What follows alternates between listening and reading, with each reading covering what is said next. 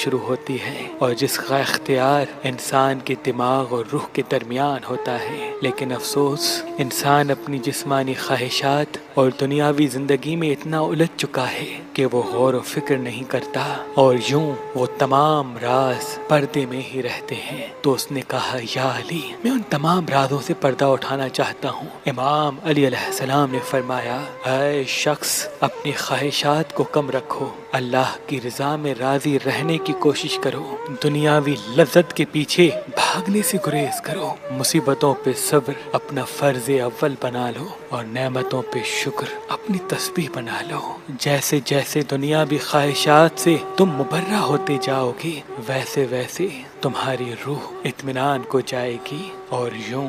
تمہاری نفس مطمئن ہو کر خود کو پالے گی، اور پھر تم اپنی روح سے وہ راز دیکھنے لگو گے جس کو اللہ نے پردہ